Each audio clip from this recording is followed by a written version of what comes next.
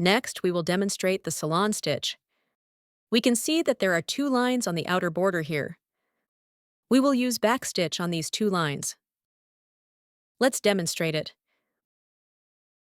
We will use 6 strands of floss, color number 8, for the embroidery.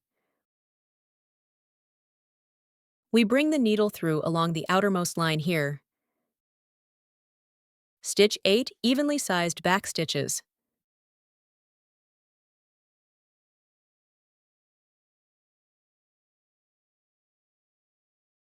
Bring the needle down here. Then bring the needle through here. Backstitch is this stitch method. We have a detailed explanation in Tutorial 01. You can go check it out. Deepen the impression. Keep the tension and length consistent while stitching. After completing 8 back stitches, let's embroider the one above. You can see that below corresponds to 6 strands of floss.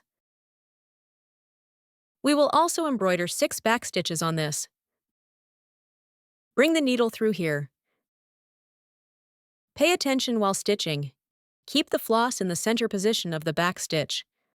We will continue to bring the needle through at the front position. Stitch the remaining 4 back stitches in sequence.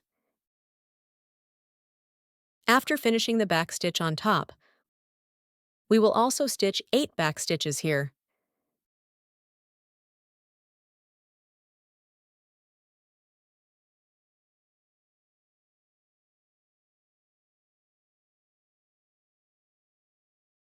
After finishing the back stitch, we will move the floss to the first back stitch. Bring the needle through at the middle point on the outside. This will wrap the newly stitched back stitch. Bring the needle through the first back stitch on top. Pull the floss. Do not pull it too tight here. I will demonstrate bringing the needle through again. Bring the needle through the back stitch above. Bring the needle down. We will demonstrate it once more. Bring the needle through below the back stitch. Pay attention when pulling the floss. This strand must be below the needle. We will follow this step.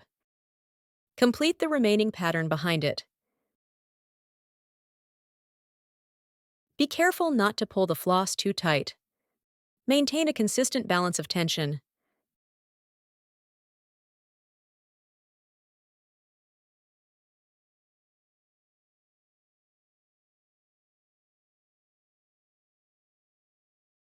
After finishing these 6 back stitches, bring the needle down in the middle of the first back stitch on the right. Pull the floss. Move the needle to bring it through in the middle of the second back stitch. Bring the needle through the crossed position above here. Pass it horizontally through. Pull the floss down. Be careful not to pull the floss too tight. Let's demonstrate it again. Bring the needle through the crossed area. Pull the floss down. We will follow this step. Complete the remaining pattern. Make sure to always stitch at this intersection. Bring the needle down at the center of the second back stitch outline. Bring the needle through to the outer contour of the third back stitch. We will follow this procedure. Embroider it completely along the pattern's path. Do not pull the floss too tightly when pulling. That will bunch up the lines of the pattern. It will affect the overall aesthetics. We can also change its color. Let's do the remaining part of the embroidery. First, we will tie a knot with this floss on the back. Use 6 strands of floss, color number 9, to stitch the remaining part. Make its colors more vibrant. Bring the needle through the middle of the 4th back stitch. Similarly, bring the needle through the upper crossing point.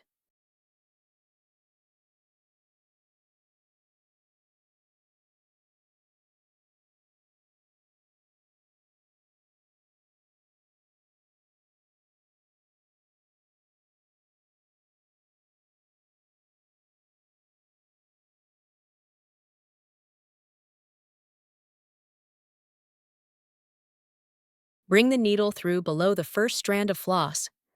Bring the needle through the crossed position above. Thread it.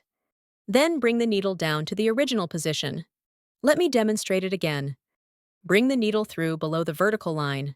Bring the needle through the top intersection. Then bring the needle down to the original position. We will follow this method. Complete the remaining lines with embroidery. Bring the needle down for the last stitch. The Ceylon stitch is now complete. Let's take a look at the finished result.